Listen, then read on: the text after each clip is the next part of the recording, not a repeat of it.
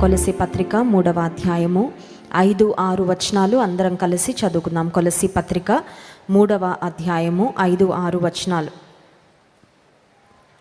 కావున భూమి మీదనున్న మీ అవయవములను అనగా జారత్వమును, అపవిత్రతను, కామాతురతను, దురాశను, విగ్రహారాధనయైన ధనాపేక్షను చంపివేయుడి. వాటి వలన దేవుని ఉగ్రత అవిధేయుల మీదకి వచ్చును. పూర్వము వారి మధ్య జీవించినప్పుడు మీరును వీటిని అనుసరించి నడుచుకొంటిరి.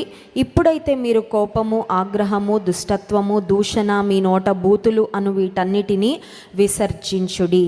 కొలస్సీ పత్రిక 3వ అధ్యాయంలో మనం చదువుకున్న ఈ లేఖన భాగాన్ని అపోస్తలుడైన పౌలు కొలస్సీ అనే ప్రాంతంలో ఉన్న దేవుని సంఘానికి రాస్తున్న ఈ చక్కని ఉత్తరం.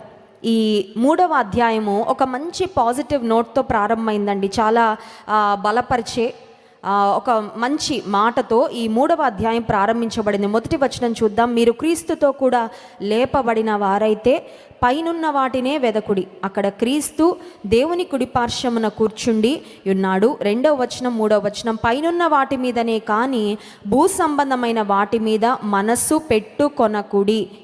ఏలయనగా మీరు మృతి పొందితిరి, మీ జీవము క్రీస్తుతో కూడా దేవుని యందు దాచబడి ఉన్నది. మీరు పైనున్న వాటినే వెదకండి అనే ఒక మంచి మాటతో ఈ 3వ అధ్యాయము ప్రారంభించబడితే మన దృష్టి ఎక్కడ ఉండాలో, మన చూపు ఎక్కడ ఉండాలో, మన ఆలోచనలు ఎక్కడ ఉండాలో, మన మనసు ఎక్కడ పెట్టాలో దాన్ని గూర్చి చక్కగా దైవజనుడు రాస్తూ ఉన్నాడు. పైనున్న వాటి మీదే మీ మనసును పెట్టాలి.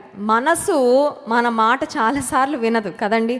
చాలాసార్లు మనం అంటాడు మనసు అస్సలు బాగాలేదండి, ఈ మనసు అండి అలా ఆలోచించద్దు అనుకుంటున్నాను కానీ అదే ఆలోచిస్తున్నానండి, బాధపడకూడదు అనుకుంటున్నాను కానీ బాధే వస్తుందండి, ఏది వద్దనుకుంటున్నానో అదే నా మనసులో తిరుగుతూ ఉందండి, పలానా ఆలోచన నా మనసులో నుండి తీసేయలేకపోతున్నా, పలానా వ్యక్తిని నా మనసులో నుండి తీసేయలేకపోతున్నా, పలానా సంఘటనను నేను మర్చిపోలేకపోతున్నా అని కొన్నిసార్లు మన మనసులో మనం ఎన్నో పోరాడుతూ ఉంటాం. ఇక్కడ దైవజనుడు చెప్తున్న మాట ఏంటంటే, దేవుడు సెలవిస్తున్న మాట, మీరు క్రీస్తుతో కూడా లేపబడిన వారైతే పైనున్న వాటినే వెదకండి.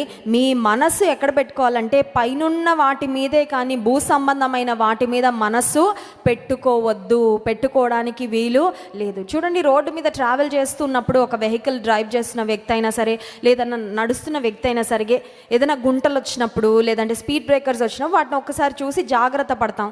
వాటిని దాటి వెళ్ళిపోయిన తర్వాత మన ఫోకస్ ఎక్కడ ఉంటుందంటే మన ముందున్న దారి మీద, మార్గం మీద ఉంటుంది.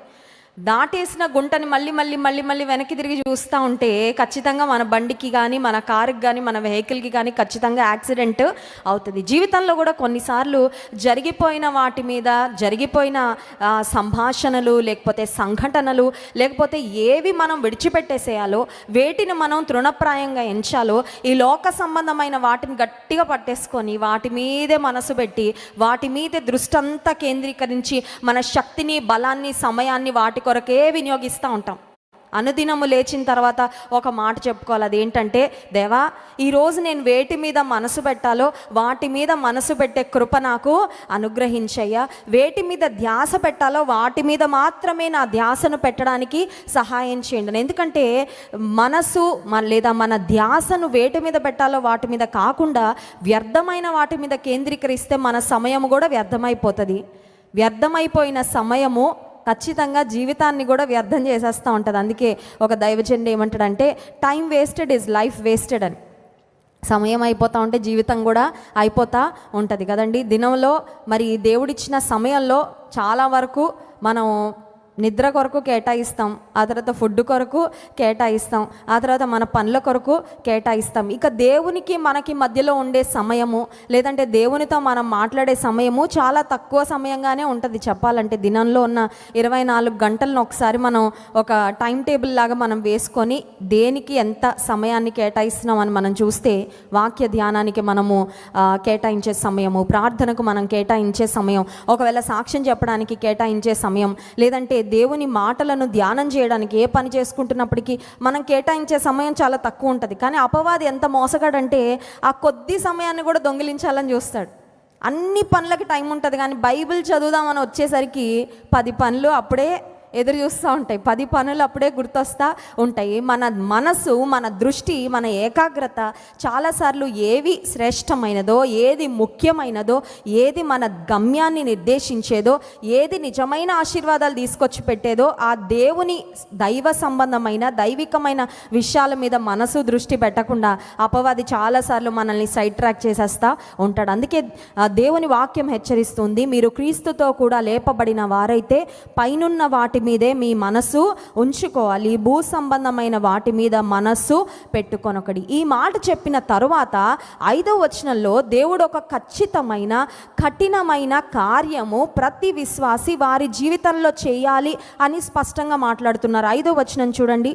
కావున భూమి మీద ఉన్న మీ అవయవములను అనగా జారత్వమును, అపవిత్రతను, కామాతురతను, దురాశను, విగ్రహారాధన అయిన ధనాపేక్షను చంపివేయుడి అనే మాట. మనం చంపాలంట కొన్నిటిని. అమ్మో, మనం ఎవరిని చంపకూడదు కదండి. చంపితే ఏంటంటే అది హత్య చేయడం పాపం కదా. నిజమే, దేవుడు నరహత్య చేయమనట్లేదు, లేకపోతే ఎవరినో సంహరించమనట్లేదు. కానీ మనలో ఉన్న పాపాన్నట మనం చంపివేయాలండి. చంపే వ్యక్తులు మీరు చూడండి, దయ కానీ కరుణ కానీ ఏమైనా ఉంటుందండి? నరహత్య చేసేవాళ్ళు ఉంటారు, కూనీలు చేసేవాళ్ళు ఉంటారు. లేదంటే కొన్నిసార్లు ఎవరికైనా జైల్లో ఉన్నప్పుడు చాలా భయంకరమైన నేరం చేసినప్పుడు, ఎస్పెషలీ టెర్రరిస్ట్ అలాంటి వాళ్ళు పట్టబడినప్పుడు ప్రభుత్వం చాలా కఠినమైన నిర్ణయం తీసుకొని వీరికి ఉరిశిక్ష వేయాలి అనే ఒక ఆజ్ఞ జారీ చేసినప్పుడు వారికి ఉరిశిక్ష వేస్తారు. ఆ ఉరిశిక్ష ఎవరైతే వేస్తారో వారికి జాలి కానీ కరుణ కానీ ఉండదు. ఉంటే వారు వేయలేరు కూడా. వారు ఏమంటారు, అమ్మో మా వల్ల కాదండి, నేను అలాంటి పని చేయలేనండి. దేవుని బిడ్డలుగా ఇతరులను సంహరించడం, నరహత్య చేయడం బైబిల్ ఖచ్చితంగా ఖండిస్తుంది. నరహత్య చేయకూడదు అని దేవుడు 10 ఆజ్ఞలలో సెలవిచ్చాడు. కానీ మన జీవితంలో పాపాన్ని మనం చంపాలంట. చంపడం అంటే అర్థం ఏంటంటే ఇంకా మళ్ళీ అది బ్రతకడానికి అవకాశము, చచ్చిపోయిన వ్యక్తి అయినా సరే ఏదన్నా చనిపోయారు అంటే ఇంకా వారి నుండి స్పందన ఉండదు. We cannot expect them to get up or talk or do anything కదండి. ఎవరైనా ఒకరు చనిపోయారంటే వారు తిరిగి మాట్లాడరు. చుట్టూ ఎంతమంది వచ్చి వారి కొరకు ఏడుస్తున్నప్పటికీ వారు లేచి నా కోసం ఏడవద్దు, నేను బాగానే ఉన్నానని చెప్తారండి? చెప్పరు. వారు తిరిగి లేస్తారని, లేదంటే ఇంటికి వస్తారని, వారి పనులు చేసుకుంటారని ఇంకా ఎలాంటి నిరీక్షణ కూడా ఉండదు. అయితే దేవుని వాక్యం ఖచ్చితంగా చెప్తున్న మాట ఏంటంటే పాపము విషయంలో ప్రతి విశ్వాసి కఠినంగా ఉండాలండి. వాక్యం విషయంలో చాలా సెన్సిటివ్గా ఉండాలి. వాక్యం ఏం చెప్తుందో దాన్ని విని మన జీవితంలో మార్పులు చేసుకోవడానికి సిద్ధంగా ఉండాలి. కానీ పాపం విషయానికి వచ్చేసరికి ప్రతి విశ్వాసి దేవునిలో ఎదగాలని, దేవుని గణపరచాలని, దేవుని సంతోషపెట్టాలని ఆశ కలిగిన ప్రతి ఒక్కరము ఖచ్చితంగా చేయాల్సింది ఏంటంటే పాపం విషయంలో ఖచ్చితంగా ఉండాలి. పాపం విషయంలో కఠినంగా పాపాన్ని చంపాలి. అందుకే ఒక దైవ సేవకుడు జాన్ ఓవెన్ అనే ఒక దైవ సేవకుడు ఏమంటారంటే, kill sin before it kills you. పాపాన్ని నీవు చంపు, లేదంటే పాపము నిన్ను చంపేస్తుంది. పాపాన్ని మనం చంపకపోతే మనలో పెరుగుతున్న పాపాన్ని, పాపపు ఆలోచనలు, పాపపు తలంపులను మనం సంహరించకపోతే ఆ పాపం మనల్ని చంపేస్తుంది. పాపం చంపేయడం అంటే ఏంటంటే స్పిరిచువల్గా మనల్ని చంపేస్తుంది. బయటకి బాగానే ఉంటాం, బయటకు బ్రతుకుతున్నట్లే కనబడతాం, బయటకు ఉద్యోగాలు చేస్తూ ఉంటాం, వ్యాపారాలు చేస్తుంటాం, తిరుగుతుంటాం, నడుస్తుంటాం, కుటుంబ జీవితంలో సాగిపోతూ ఉంటాం. కానీ పాపాన్ని పెంచి పోషిస్తే, పాపాన్ని చూసి చూడనట్లుగా వదిలేస్తే ఆ పాపం ఏం చేస్తుందంటే ఒకరోజు మనల్ని చంపేస్తుంది, ఆధ్యాత్మికంగా మనల్ని నశింపజేస్తుంది. అమెరికా దేశంలో ఒక సహోదరి, ఆమెకు ఏదైనా ఒక జంతువుని పెంచుకోవాలని ఆశ కలిగిందంట. అమెరికాలో కొన్ని పాశ్చాత్య దేశాల్లో కుటుంబ బంధాలకు అంత విలువ ఉండదండి. తల్లిదండ్రులు 18 సంవత్సరాలు రాగానే వాళ్ళ పిల్లల్ని ఇంటి నుండి బయటకు పంపించేస్తారు. మీ బ్రతుకులు మీరు బ్రతకండి, ఇక మిమ్మల్ని పోషించింది పెంచింది చాలు, మీ ఉద్యోగాలు మీరు చూసుకోండి, మీ కాళ్ళ మీద మీరు నిలబడండి అని పంపించేస్తారు బయటకి. సో ఆమెకున్న పిల్లల్ని ఆమె ఎలా పంపించేసింది తెలీదు, ఒంటరిగా బ్రతుకుతూ ఉంది. మనుషులు నమ్మక ద్రోహులు, కానీ జంతువులకి చాలా నమ్మకత్వం ఉంటుంది. కాబట్టి ఒక జంతువుని తీసుకొని పెంచుకోవాలని ఒక ఆశ కలిగి, సరే పెంపుడు పెట్ స్టోర్ ఉంటుంది కదండి, పెంపుడు జంతువులన్నిటిని అమ్మే స్టోర్ ఉంటుంది, అక్కడికి వెళ్ళి ఒక అద్భుతమైన సెలక్షన్ చేసుకుంది. ఏమి సెలక్షన్ చేసుకుందంటే ఒక పెద్ద కొండ చిలువని సెలెక్ట్ చేసుకుంది పెంపుడు జంతువుగా. పోయి అన్ని జంతువుల్లో ఏమి సెలెక్ట్ చేసుకుందండి? పెంపుడు జంతువు పైథాన్ ఇంటికి తెచ్చుకుంది. రోజు పడకలో ఆమె పక్కన వేసుకొని పడుకుంటుంది. ఈ పైతాన్ని చక్కగా అలా పట్టుకుంటే ఎంత సాఫ్ట్గా ఉంటుంది, ఎంత చక్కగా ఉంటుంది అని. మరి అది చూడగానే ఎంత భయంకరంగా ఉంటుంది, కానీ ఆమెకి చాలా నచ్చేసింది పెంపుడు జంతు. మేము కూడా జూకి వెళ్ళినప్పుడు అక్కడ పాముని తీసుకొచ్చాడండి ఒక అతను, తీసుకొచ్చి పట్టుకోండి అన్నాడు. నేను అన్న దాని జోలికి నేను వెళ్ళను, అదంటే మాకు ఇష్టము లేదంటే అంటున్నాడు. పాములకి చెడ్డ పేరు ఉంది కానీ పాములు చాలా మంచివండి. ఏంటంట, they just have bad reputation అంటున్నాడు. వాటికి చెడ్డ పేరు వచ్చింది కానీ అవి మనల్ని ఏమీ చేయవండి. మనం వాటి జోలికి వెళ్ళకపోతే పాములు మనల్ని ఏమీ, నువ్వు ఎన్నన్నా చెప్పయ్యా, కానీ అపవాది వాడుకున్నది సర్పాన్ని. సర్పము శపించబడినది, నాకు అక్కర్లేదు బాబు దాన్ని ముట్టుకోవాలని కానీ దాని దగ్గరకు రావాలని కానీ ఎలాంటి ఆలోచన. మా పిల్లలు వెళ్ళి పట్టుకున్నారండి. మా పిల్లలకి చాలా జంతువులు అంటే చాలా ఆసక్తి. పక్షులు జంతువులు అంటే వాళ్ళు వెళ్ళారు, పట్టుకున్నారు. చాలా స్మూత్గా ఉంది, చాలా సాఫ్ట్గా ఉంది అన్నారు, కానీ నా వల్ల చూడ్డానికే చాలా ఇబ్బందిగా అనిపించింది. చాలాసార్లు మనం ఏదో ఒకటిలే పెంపుడు జంతువు ఏముందిలే పర్వాలేదని అనుకుంటా ఉంటాం. ఆమె కూడా ఒక పైథాన్ ఇంటికి తెచ్చుకొని దాన్ని పెంచుకుంటా ఉంది. రోజు దానికి 3 పూట్ల ఈమె ఆహారం తిన్నట్లు దానికి కూడా ఆహారం పెడతా ఉంది. అండ్ సడన్లీ ఒకరోజు ఫుడ్ తినడం మానేసింది, బక్క చిక్కిపోతుంది. ఇప్పుడు ఈవిడ బాగా ప్రేమను మమకారాన్ని పెంచుకుందేమో దాని మీద. ఈమెకు దిగులు పట్టుకుంది. ఏమనంటే, నాకున్న మంచి నేస్తం నా ఫ్రెండ్, దీనికి ఏమన్నా అయిపోతే నా పరిస్థితి ఏంటని ఒక డాక్టర్ దగ్గరికి తీసుకువెళ్ళింది. ఒక బెట్ దగ్గరికి తీసుకువెళ్ళి, డాక్టర్ గారు, వారం రోజుల నుంచి నా పెంపుడు పాము ఏమీ తాగట్లేదండి, ఏమీ తినట్లేదండి, నాకు చాలా టెన్షన్గా ఉంది, దానికి ఏమైపోద్దా అంటే డాక్టర్ దాన్ని అటు దిప్పి ఇటు దిప్పి బాగా పరీక్షించి ఆమెకు ఒక నిర్ఘాంతపోయే మాట చెప్పాడు. అదేంటంటే, అమ్మా, ఈ పాము దాని కడుపులో ఖాళీ ఏర్పరచుకుంటుంది. ఎందుకంటే నిన్ను తినడానికి ప్లానింగ్లో, నిన్ను మింగడానికి అది మంచి ప్లానింగ్లో. మేము జూకి వెళ్ళినప్పుడు ఒక పైథాన్ని తీసుకొచ్చి, ఆ పైథాన్ని పెంచుతున్న వ్యక్తి ఒక మాట చెప్పాడు. ఏమనంటే, పైథాన్ కట్ట నోట్లో ఎలాస్టిక్ పెట్టాడంట దేవుడు. ఏంటండి ఎలాస్టిక్? ఆ ఎలాస్టిక్ ఎట్లా ఉంటుందంటే, దాని నోరు ఇలాగా దాన్ని స్ట్రెచ్ చేయొచ్చు, ఇట్లా కూడా స్ట్రెచ్ అవుతుందంట, ఇలాగా అలాగా. అందుకనే అది ఇంత పాము ఇంత ఉన్నా కూడా పెద్ద పెద్ద జీవులని, తర్వాత కొన్నిసార్లు మనుషులను కూడా మింగేస్తూ ఉంటుంది. కారణం ఏంటంటే, దాని నోటిలో దేవుడు ఒక ఎలాస్టిక్ మెకానిజం పెట్టాడు. అందుకని అది నోరు అన్ని వైపులా తెరవగలదన్నమాట. ఈ పాము ఆమె చాలా ప్రేమగా పెంచుకుంటుంది, కానీ ఆ పాము మాత్రం తన యజమానురాలినే చంపడానికి ఒక ప్రణాళిక వేసి దాని కడుపులో ఖాళీ చేసుకుంటా ఉందమ్మా. అందుకే ఏం తినట్లేదు. ఒకరోజు సడన్గా నువ్వు ఎప్పుడో నిద్రలో ఉన్నప్పుడు నిన్ను చుట్టేసి నీ ఎముకలన్నీ విరిచేసి చక్కగా నిన్ను తినేసి వారం రోజులు కడుపులో చక్కగా నెమ్మదిగా నిన్ను డైజెస్ట్ చేసుకుంటుంది. నువ్వు అర్జెంటుగా దాన్ని వదిలించుకోలేదంటే నీకు మాత్రం చాలా పెద్ద ప్రమాదం. ఎప్పుడైతే డాక్టర్ ఆ మాట చెప్పాడో ఈమెకి అర్థమైపోయింది. ఆ పాముని తీసుకెళ్ళి మళ్ళీ ఆమె ఒక ఫారెస్ట్లో తీసుకెళ్ళి వదిలేసింది. ఎందుకు ఈ మాట చెప్తున్నానంటే, పాము కదా పర్వాలేదు, పాము నన్నేం చేస్తుందిలే, పాము నేను ఎంత బాగా చూసుకుంటున్నాను కదా, నా పట్ల కూడా అలాగే మంచిగా ఉంటుంది అని ఆమె అనుకుంది. కానీ పాము ఒక విషపూరితమైన సర్పము, దాని స్వభావమే హాని చేయడం కనుక అది ఎట్లా అయినా సరే హాని ఖచ్చితంగా.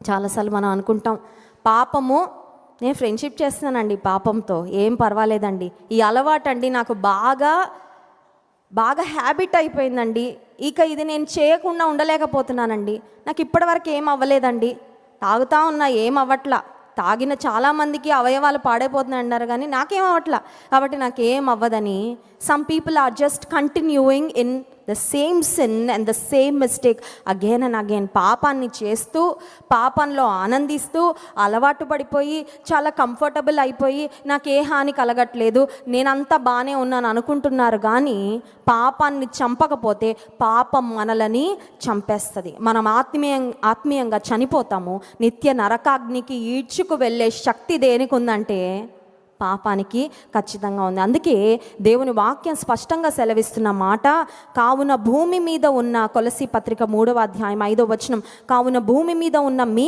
అవయవములను అనగా జారత్వము, అపవిత్రత, కామాతురత, దురాశ, విగ్రహారాధన అయిన ధనాపేక్షను చంపి, ఈ మాట చెప్తామా, పాపాన్ని చంపుతాను అని చెప్పండి.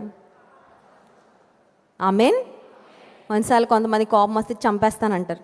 అంటే పాపం దే డోంట్ మీన్ ఇట్, నిజంగా చంపాలని కాదు, కానీ చంపితే జైల్లో పడతారు కదా, నిన్ను చంపేస్తాను, నిన్ను చంపేయాలనిపిస్తుంది, ఇలాంటి మాటలు కానీ చంపాల్సింది దేన్నంటే మనలో పెంచి పోషిస్తున్న పాపము, మనం ఏ పాపాన్ని ప్రోత్సహిస్తున్నామో, ఏ పాపానికి అలవాటు పడ్డామో దాన్ని చంపివేయాలి అని వాక్యం స్పష్టంగా సెలవిస్తుంది. ఇక్కడ మనము చంపివేయాల్సిన 5 పాపాలు ఇక్కడ స్పష్టంగా వ్రాయబడ్డాయి. మొట్టమొదటిది ఏంటి అని ఆలోచన చేస్తే జారత్వము అనే మాట ఉంది, ఇంగ్లీష్లో ఉంది ఫార్నికేషన్ అనే మాట. నూతన నిబంధన గ్రీకు అనే భాషలో వ్రాయబడింది. సో గ్రీకు భాషలో జారత్వము అనే మాటకు వాడబడిన పదం ఏంటంటే పోర్నోగ్రఫీ అనే పదముకి చాలా దగ్గర పదాన్ని అక్కడ జారత్వము అనే మాటకు వినియోగించారు. ఈ రోజుల్లో పోర్నోగ్రఫీ చాలా చాలా ఎక్కువ అయిపోయింది కదండి. బూతు చిత్రాలను చూడడము, బూతు చిత్రాలు కొంతమంది ఉదయం లేవగానే పళ్ళు కూడా తోముకారు కానీ ఫోన్లో వెళ్ళిపోయి అసభ్యమైన దృశ్యాలతోనే వారి దినాన్ని ప్రారంభించే వాళ్ళు చాలామంది ఉన్నారు. ఈ రోజుల్లో 55% డివోర్సులు ఎందుకు జరుగుతున్నాయి అంటే ఒక రీసెర్చ్లో తేలిన విషయం ఏంటంటే 55% డివోర్సులు భార్యాభర్తలు ఒకరి ఎడల ఒకరు అపనమ్మకత్వంగా ఉండడం వలన కుటుంబాలు విచ్ఛిన్నం అయిపోతున్నాయి అనే భయంకరమైన మాట. చూడండి, ఈ రోజుల్లో కొంతమంది యవనస్తులు ఎలా తయారైపోయారంటే మాకు పెళ్ళే వద్దంటున్నారు. పెళ్ళే వద్దు, స్వేచ్ఛగా ఉంది జీవితం, ఒక వ్యక్తికే ఎందుకు కట్టుబడి ఉండాలి, ఒక వ్యక్తికే భర్తగా ఎందుకు ఉండాలి, ఒక వ్యక్తికే భార్యగా ఎందుకు ఉండాలి, స్వేచ్ఛగా బ్రతుకుతాం, ఇష్టానుసారంగా జీవిస్తాం, ఏది కావాలనిపిస్తే అది, ఎప్పుడు కావాలనిపిస్తే అప్పుడు మేము చేయడానికి అవకాశం ఉంటుంది. కనుక కుటుంబ వ్యవస్థలో మేము ఒక క్రమమైన పద్ధతిలో ఉండడం ఇష్టం లేదని చాలామంది యవనస్తులు అంటారు, they are choosing to not get married. పెళ్ళి చేసుకోవాలని ఇంట్రెస్ట్ లేదంటున్నారు చాలామంది యవనస్తులు. నా దగ్గరికి చాలామంది తల్లులు వచ్చి చెప్తా ఉంటారు, అమ్మ ప్రార్థన చేయండి, మా వాడు పెళ్లి చేసుకోని అంటున్నాడు, ప్రార్థన చేయండి, మా అమ్మాయి పెళ్ళొద్దు అంటుంది, ప్రార్థన చేయండి. పెళ్ళిళ్ళు అవుతున్న వాళ్ళ సంగతి ఏంటంటే దేవుడిచ్చిన భర్తకు భార్యకు నమ్మకస్తులుగా ఉండకుండా, దేవుడిచ్చిన కుటుంబ జీవితంలో నమ్మకంగా ఆయనను సేవిస్తూ కుటుంబంగా ఆయనను అనుసరిస్తూ సాగిపోకుండా మరొకరితో స్నేహము, మరొకరితో సాంగత్యము, రహస్యమైన పాపాలను చాలామంది తమ జీవితాలను ఎంటర్టైన్ చేసి ఫైనల్లీ ఒకరోజు రహస్యంగా ఉన్నది ఏది కూడా బయటపడకుండా ఉండదు కదండి. రహస్య జీవితం ఎప్పటికైనా బహిర్గతం అవుతుంది. ఒక్కసారి విషయాలన్నీ వెలుగులోకి వచ్చిన తర్వాత ఆ కుటుంబాలు, ఆ పెళ్ళిళ్ళు పెటాకులు అయిపోతూ ఉన్నాయి. తల్లిదండ్రులు ఎంతమంది ఏడుస్తున్నారు, మా వాడు చాలా మంచోడండి, ఎందుకు ఇలా అవుతుందో మాకు తెలీదు, మా అమ్మాయి చాలా మంచిది కానీ ఎవడో ఇట్లా చేశాడు, ట్రాప్ చేశాడు, మా అమ్మాయి జీవితము పాడైపోయింది. జారత్వాన్ని చంపాలి అనే మాట దేవుని వాక్యంలో మనం చూస్తాం. రెండవదిగా అపవిత్రత అనే మాట ఉంది, చూసారండి. ఇది చాలా చాలా జాగ్రత్తగా గమనించుకోవాల్సిన విషయం. ఎందుకంటే జారత్వం అందరూ చేయడానికి సాహసించరు. ఎందుకంటే జారత్వం చేయాలంటే అమ్మో ఎయిడ్స్ వ్యాధి వస్తుందేమో, ఎవరికైనా తెలుస్తుందేమో, ఏదైనా అవుతుందేమో, అనవసరంగా ఎందుకు లేనిపోని సమస్యలని చాలాసార్లు మొదటి పాపం విషయంలో జాగ్రత్త పడతారు. కానీ రెండో పాపం విషయానికి వచ్చేసరికి అపవిత్రత అనే మాట ఉంది. ఈ అపవిత్రత అనే మాటను గ్రీకులో మూల భాషలో మనం గమనించినట్లయితే అక్కడ వాడబడిన పదం ఏంటంటే లస్ట్ఫుల్ ఇంటెంట్, అంటే పాపముతో కూడిన తలంపులు లేదా పాపముతో కూడిన ఆలోచనలు అనే మాట వ్రాయబడింది. అపవిత్రత శరీరంతో చేయడానికి చాలామంది జంకుతూ ఉన్నారు, కానీ అపవిత్రమైన ఆలోచనలు ఆలోచించడానికి మాత్రం ఏమాత్రం సందేహించకుండా అపవిత్రమైన ఆలోచనలను, అపవిత్రమైన తలంపులను తమ హృదయంలో పెంచి పోషిస్తూ ఉన్నవారు చాలామంది ఉన్నారు. ఇంగ్లీష్లో వ్రాయబడిన మాట ఏంటంటే దానికి స్టెయిన్ వన్స్ మైండ్ అని, అంటే మనసుకి మలినం అంటుకోవడం అంట. చాలాసార్లు బట్టలకి మురికి అంటుకుంటే వెంటనే తీసేస్తాం కదండి, వెంటనే వాషింగ్ మెషిన్లో వేసేస్తాం, వెంటనే బ్రష్ కొట్టి ఆ మరక మచ్చ ఏదైతే ఉందో పోయే వరకు పట్టుదలగా మనం కృషి చేస్తాం. ఒకవేళ ఏదన్నా పోని మరకలు ఏదన్నా బట్టల మీద పడితే ఇక వాటిని బయటకి కూడా వేసుకోవడం మానేస్తాం, ఎందుకంటే స్టెయిన్ అయితే మనకి ఇష్టం ఉండదు. కానీ చాలాసార్లు మనసు స్టెయిన్ అయిపోతూ ఉంది, పాపపు మరకలు మనసుకు అంటుకుంటా ఉన్నాయి. దాన్నే దేవుని వాక్యం సెలవిస్తుంది అపవిత్రత అనే మాట. అందుకే మన మనసు అనేది it is a secret world, అవునా కదా అండి, ఒక రహస్యమైన ప్రపంచం, అవునా కదా. హమాస్ టెర్రరిస్టులు గాజా అనే ప్రాంతంలో ఒక రహస్యమైన సొరంగాన్ని వారు ఎప్పటి నుంచో తవ్వి పెట్టుకున్నారంట. చాలామంది యూదులు లేదంటే ఆ సమయంలో వారు ఎవరినైతే బందీలుగా చేసుకున్నారో వారిని ఆ సొరంగంలోకి తీసుకువెళ్ళిపోయి అక్కడ బంధించేశారు. చాలా భయంకరమైన పరిస్థితులు అక్కడ మరి జరుగుతూ ఉన్నాయి, మన వార్తల్లో చూస్తున్నాం. సొరంగం, ఇప్పుడు ఆ భూమి క్రింద ఉన్న ఆ సొరంగంలో ఏం జరుగుతుందో అక్కడికి వెళ్ళిన వారికి తప్ప బయట ప్రపంచానికి ఏమీ తెలియదు. చాలాసార్లు మన మనసు, మన ఆలోచనలు కూడా it's like a secret world. ఎవ్వరికి కనబడుతుందండి. కొంతమంది ఉంటారు మనసు తెరవరు, అసలు ఎవ్వరికి చెప్పరు, ఎవ్వరితో పంచుకోరు. గడిచిన వారంలో ఒక యవనస్తురాల్ని వాళ్ళ పేరెంట్స్ నా దగ్గర తీసుకొచ్చారు. మాట్లాడండి అమ్మ, ఒకసారి ప్రార్థన చేయండి అని తీసుకొస్తే ఆ అమ్మాయి చాలా తక్కువ మాట్లాడుతుందండి. అని దేవుడు నాకు ఇచ్చిన కృపను బట్టి ఒక్క మాట మాట్లాడినా కూడా నేను చాలా ఈజీగా అర్థం చేసుకోగలను పరిస్థితిని. ఎంత ఎక్కువ మందిని కౌన్సిలింగ్ చేస్తూ ఉంటాను. సరే, ఆ అమ్మాయి మాట్లాడిన కొన్ని మాటల్లోనే ఆమె పరిస్థితి ఏంటి, ఆమె మానసికంగా ఎలాంటి స్థితిలో ఉందో దేవుడు నాకు తెలియపరిచినప్పుడు ఆమెను బలపరిచి కొన్ని మాటలు చెప్పి ప్రేయర్ చేసి పంపించా. తల్లిదండ్రులు ఒక మాట చెప్పారు, ఏంటంటే మా అమ్మాయి ఇంట్రోవర్ట్ అండి, ఎవరితో మాట్లాడదు, ఎవరితో పంచుకోదు, ఫ్రెండ్సే లేరు, అమ్మతో చెప్పదు, నాన్నతో చెప్పదు, ఇంట్లో ఉన్న అక్కతో చెప్పదు, తమ్ముడితో చెప్పదు. తన మనసులోనే తను ఆలోచించుకుంటా తన బాధ తనే పడుతూ ఉంటుంది. తను ఏదన్నా డిప్రెషన్లో ఉంటే తనే స్ట్రగుల్ అవుతుంది తప్ప ఎవ్వరికి మనసు విప్పి మనసు తెరవడానికి ఏమన్నా మన దగ్గర ఇన్స్ట్రుమెంట్స్ ఉంటాయండి. ఓపెన్ హార్ట్ సర్జరీ చేయాలంటే కోస్తారు డాక్టర్ దగ్గర, కొన్ని వారి దగ్గర ఉండే పరికరాలు ఉంటాయి, వారు చేస్తారు సర్జరీ. మనసు తెరవడానికి ఏమైనా ఉంటుందా? మనసు కొంతమంది లాక్ చేసి పడేస్తారు. మనసు ఒక సొరంగంలాగా ఆ లోపల అపవిత్రత అంతా పెంచి పోషిస్తా బయటికి ఎవ్వరికీ తెలియదు. పైకి చాలా చక్కగా, చాలా నీట్గా, చాలా మంచిగా కనబడతాం. కానీ దేవుని వాక్యం సెలవిస్తుంది, అపవిత్రతను చంపాలి. మనసులో అపవిత్రతను పెంచి పోషిస్తే ఆ అపవిత్రత మనల్ని ఆధ్యాత్మికంగా సంహరిస్తుంది. ఆ అపవిత్రత మనల్ని దేవునికి ఖచ్చితంగా దూరము చేస్తుంది. పోర్నోగ్రఫీ అనేది నేటి దినాల్లో చాలా చాలా ఎక్కువైపోయింది. ప్రతి సెకండ్కు ప్రపంచవ్యాప్తంగా 28,258 మంది భయంకరమైన దృశ్యాలు సెల్ ఫోన్స్లో చూస్తూ ఉన్నారంటండి. ప్రతి సెకండ్కి 28,528 మంది భయంకరమైన చిత్రాలు ప్రతి సెకండ్ చూస్తూ ఉన్నారంట. ఇంకోటి ఏంటంటే, సర్చ్ ఇంజిన్స్ చాలా ఉన్నాయి ప్రపంచంలో. గూగుల్ సెర్చ్ అని, ఆ తర్వాత చాలా సర్చ్ ఇంజిన్స్ ఉన్నాయి. ఆ సర్చ్ ఇంజిన్స్లో కూడా ప్రతిరోజు చెడ్డ మాటలు, చెడ్డ దృశ్యాలు వెతకడం కొరకు 68 బిలియన్ సెర్చ్లు నడుస్తున్నాయంట. 68 బిలియన్ ప్రతిరోజు. సో యూ కెన్ ఇమాజిన్ పాపానికి డిమాండ్ ఎంత పెరిగిపోతుందో. అర్థమవుతుందండి? దేనికి పెరిగిపోతుందండి? పాపానికి డిమాండ్, అపవిత్రతకి డిమాండ్ ఎంత పెరుగుతుందో ఒకసారి ఆలోచించండి. నాకు ఉద్యోగం లేదు, నాకు ఉద్యోగం ఎలా వస్తుంది, లేకపోతే పలానా సమస్య ఉంది, దాన్ని ఎలా అవి కాదంట వెతుకుతుంది. భూతు చిత్రాలు ఇలాంటివి చూడాలనుకుంటున్నాను, నాకు ఇవ్వండి అని వెతుకుతున్న వారట ప్రతిరోజు 68 బిలియన్ సెర్చ్లు ఇంటర్నెట్లో నడుస్తున్నాయంటే అపవిత్రత రోజు రోజుకి ప్రపంచంలో ఎంత పెరిగిపోతుందో మనం ఆలోచించే. ఇంకొక భయంకరమైన విషయం ఏంటంటే, చాలామంది అనుకుంటారు పురుషులేనేమో భూతు చిత్రాలు చూసేదని. నేటి ఈ పోర్నోగ్రఫీ ఇవన్నీ చూస్తున్న వాటిలో 1/3 అంటే 1/3 విమెన్ చేస్తూ ఉన్నారంట, 2/3 ఏమో మెన్.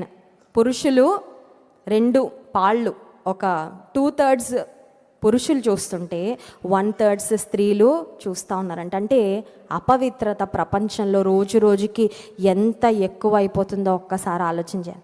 పాపం విషయంలో మనము జాగ్రత్త కలిగి ఉండాలి. పాపం విషయంలో ఖచ్చితంగా ఉండాలి. పాపం విషయంలో కఠినంగా ఉండాలి. అందుకే 51వ కీర్తనలో 10వ వచనంలో రాజైన దావీదు ఒక చక్కని ప్రార్థన చేస్తున్నాడు. దేవుని సన్నిధిలో అడుగుతున్నాడు.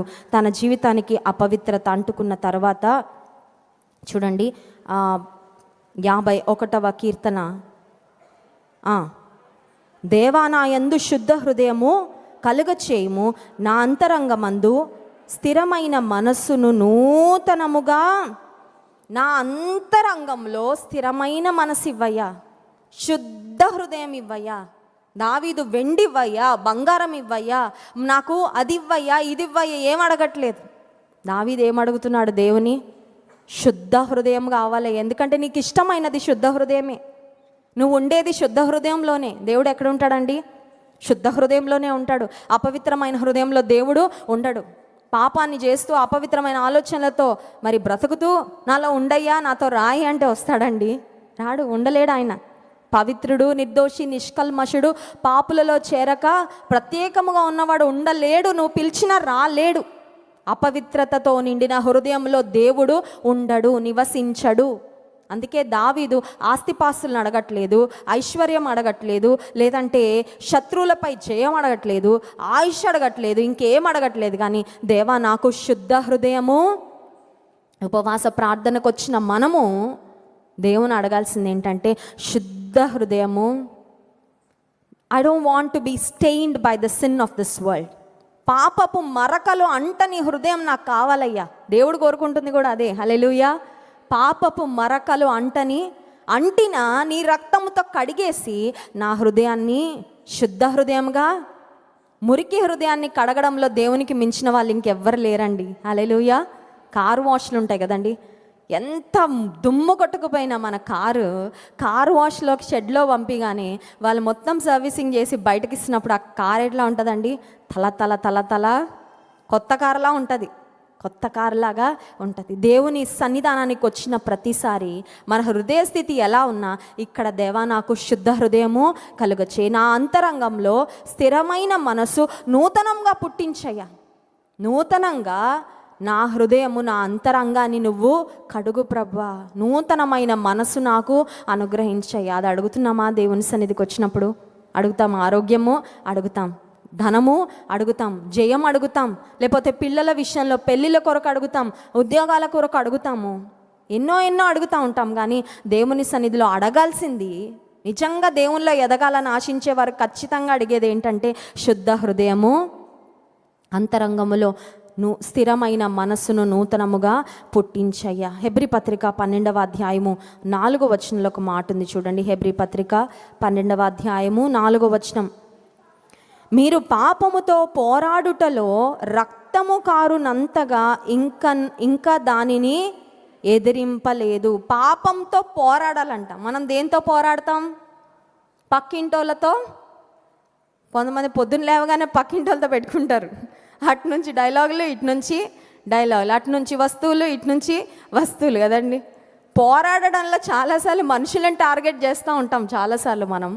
లేకపోతే వాళ్ళు మా వాళ్ళు కాదండి, వాళ్ళు మా సంబంధికులు కాదండి, వాళ్ళు ఏదో అన్నారంటండి, వాళ్ళు ఏదో చేశారంటండి, వాళ్ళు అంతు తేల్చాలండి. చాలాసార్లు వ్యక్తులతో పోరాడుతూ ఉంటాం అనవసరంగా. కానీ పాపముతో పోరాడాలంట. ఎంత పోరాడాలి? రక్తము. బుల్ ఫైట్ అని జరుగుతుంది, చూసారండి ఎప్పుడైనా? బుల్ ఫైట్ అని జరుగుతుంది. ఆ కొమ్ములున్న బుల్ని వదిలేస్తారు గ్రౌండ్లోకి. ఒక మనిషి వెళ్తాడు దాంతో ఫైట్ చేయడానికి. అయితే దాని మెడైనా విరగ్గొట్టి బయటకు వస్తాడు, లేకపోతే మనోడైనా మొత్తం రక్తం గారిపోద్ది. ఎయిదర్ ఆ బుల్ గెలుస్తుంది బుల్ ఫైట్లో, లేదంటే మనిషి చాలా ధైర్యం ఉండాలండి, చాలా గుండెలు ఉండాలి. ఆ బుల్ ఫైట్కి వెళ్ళి చాలామంది కూర్చుంటారు ఆడియన్స్గా చూడడానికి. ప్రాముఖ్యంగా రోమన్స్లో, రోమ్ నగరంలో ఎక్కువగా జరుగుతూ ఉండేవి ఇలాంటివి, బుల్ ఫైట్స్ ఇలాంటివి. పూర్వకాలంలో ఒక మనిషి వెళ్ళేవాడు, ఆ బుల్తో పోరాడుతూ ఉంటాడు. ఎట్లా ఉంటుందంటే కొమ్ములతో లేపి పడేస్తూ ఉంటుంది అతన్ని.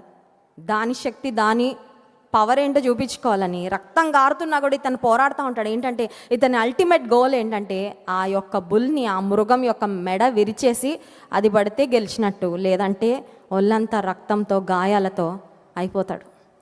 రక్తము కారునంతగా పోరాడాలి. దేంతో? పాపముతో పోరాడాలి అని దేవుడు అంటే అర్థం ఏంటంటే ఎట్టి పరిస్థితుల్లో నేనైతే పాపానికి చోటు ఇవ్వను, అపవిత్రతకు చోటు ఇవ్వను. 3వ మాట చూడండి, కొలసి పత్రిక 3వ అధ్యాయము 5వ వచనం. జారత్వము, అపవిత్రత, కామాతురత, 4వది దురాశ. దురాశ చాలాసార్లు ఏది ఆశించాలో అది ఆశించకుండా పరులది ఆశించడం చాలా పెద్ద పాపం. పరుల దాని మీద ఆశ ఎప్పుడు కలుగుతుందంటే బాగా చూసినప్పుడు. అవునా కదా? కొంతమందికి వాళ్ళ ఇంటికంటే పక్కింటి మీదే ఉంటాయి కళ్ళు. ఎంతసేపు ఎక్కడుంటాయి? పక్కింటి మీదే. ఒక ఆవిడంట తన భర్తతో రోజు టిఫిన్ బ్రేక్ఫాస్ట్ కొరకు డైనింగ్ టేబుల్ దగ్గర కూర్చునేవారంట భార్య భర్తలు.